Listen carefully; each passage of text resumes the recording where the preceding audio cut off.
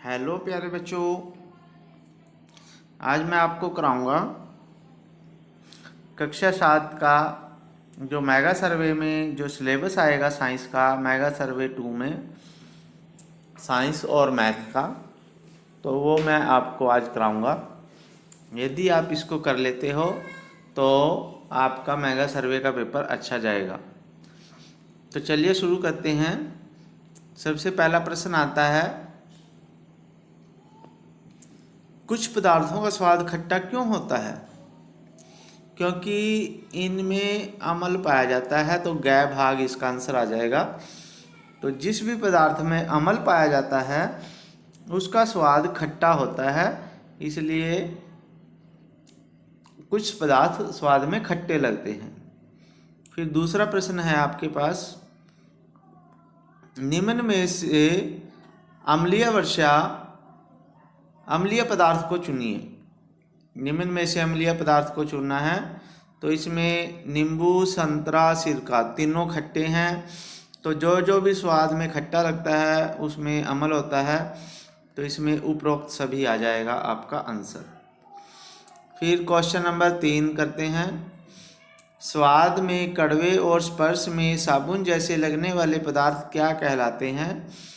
तो वो कहलाते हैं अक्षारक। क्या कहलाते हैं? अक्षारक कहलाते हैं। ख भाग इसमें आ जाएगा। जो क्षार होते हैं उनका स्वाद कड़वा होता है और वो साबुन जैसे चिकने होते हैं। क्वेश्चन नंबर 4 है, हल्दी, लिटमस और गुड़हल खालिस्तान सूचक के उदाहरण हैं। तो हल्दी, लिटमस और गुड़हल जो है प्राकृतिक सूचक हैं। इनके द्वारा हम अम्ल और अक्षार का पता लगा सकते हैं।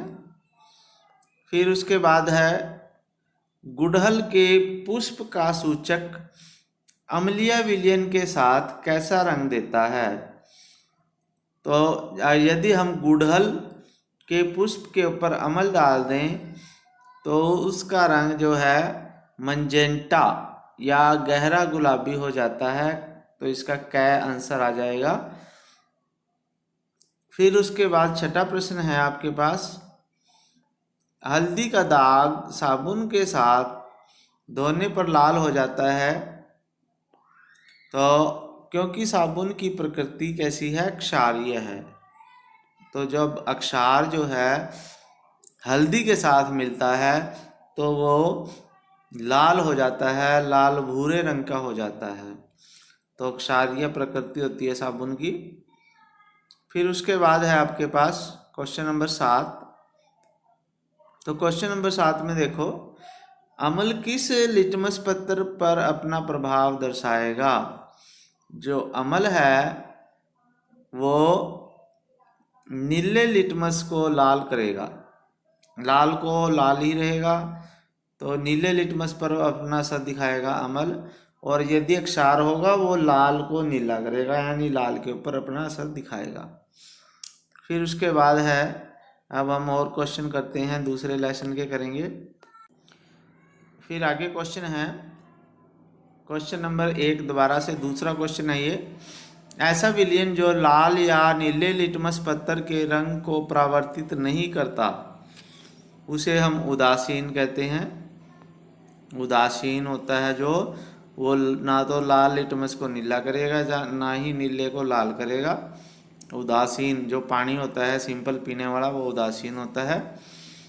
क्वेश्चन नंबर 2,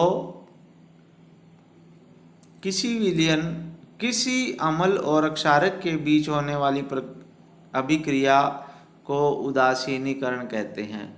जब अम्ल और अक्षारक आपस में मिलते हैं तो उदासीनीकरण अभिक्रिया होती है। क्वेश्चन नंबर 3 है, अमाशय में पाचन किसकी अधिक मात्रा से होता है? अमाशय में जो पाचन है वो अमाशय में अम्ल होता है, हाइड्रोक्लोरिक अम्ल पाया जाता है। ठीक है, तो इसका तीसरे का आंसर क्या आएगा? अम्ल। फिर है क्वेश्चन नंबर 4, अपाचन से मुक्ति के लिए हम क्या लेते हैं? जब हमें अपाचन हो जाता है भोजन नहीं पच रहा होता तो हम दो क्षय भाग है प्रति अमल लेते हैं, कोई अक्षारीय गोलियां लेते हैं, जैसे मैग्नीशियम ऑक्साइड होता है वो लेते हैं। फिर उसके बाद है क्वेश्चन नंबर 5वां, चींटी के काटते वक्त हमारी त्वचा में क्या छोड़ देती है चींटी?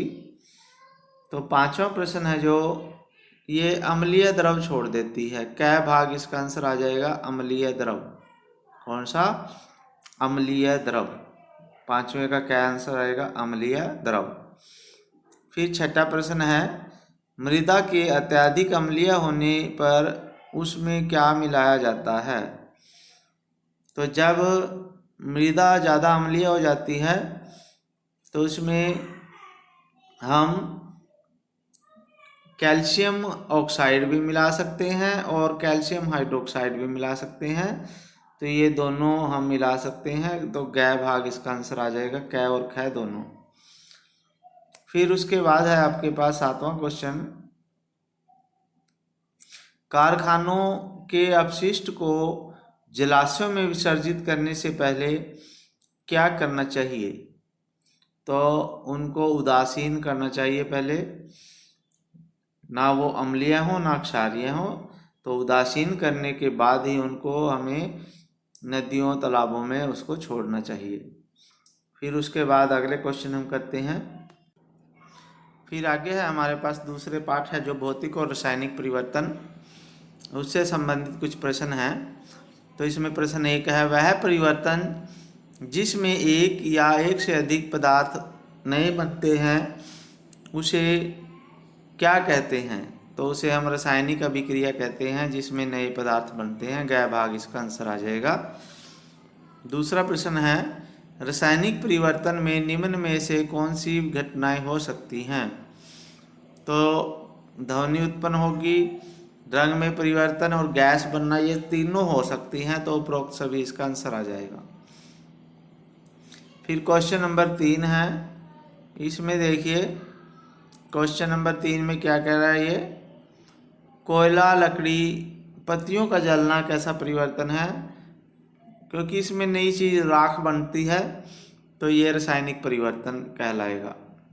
फिर लोहे पर जंग की परत चढ़ाने की प्रक्रिया को, जिंक की परत चढ़ाने की प्रक्रिया को क्या कहेंगे? तो ये होगा यशद लेपन। क्या कहेंगे इसको? कै भाग में यशद लेपन है। ठीक है बच्चों। फिर 5वां क्वेश्चन है, क्रिस्टलीकरण एक कैसा परिवर्तन है? क्रिस्टल बनाना क्रिस्टलीकरण भौतिक और उत्क्रमित परिवर्तन होता है। ख भाग इसमें आंसर आ जाएगा। ठीक है बच्चों, अब हम आगे क्वेश्चन करते हैं। तो आगे है क्वेश्चन, ये भी इसी पाठ के हैं। तो इसमें प्रश्न है, जैसे क्वेश्चन 1 है, व्यापक रूप से परिवर्तन कितने प्रकार के होते हैं? तो 2 प्रकार के होते हैं परिवर्तन, भौतिक परिवर्तन और रासायनिक परिवर्तन। फिर क्वेश्चन 2 है, परिवर्तन को मुख्य रूप से कैसे वर्गीकृत कर सकते हैं? तो इसमें आ जाएगा कै और ख भाग रासायनिक और भौतिक परिवर्तन, तो इसमें ग आंसर आएगा आपके पास, कै और ख दोनों। निम्न में से क्वेश्चन नंबर 3 है, निम्न से पदार्थ के भौतिक गुण कौन कौन से हैं? तो भौतिक गुण में आकार भी आता है, माप भी आता है, रंग भी आता है, तो उपरोक्त सभी आ जाएगा इसमें। फिर क्वेश्चन नंबर 4 है, ऐसे परिवर्तन जिसमें किसी पदार्थ के भौतिक गुणों में परिवर्तन हो जाता है तो उसे हम भौतिक परिवर्तन कहते हैं। क्वेश्चन नंबर 4 का क्या आंसर आ जाएगा।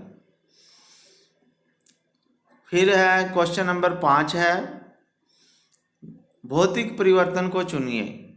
जल से बर्फ बनना, ये भी भौतिक परिवर्तन है।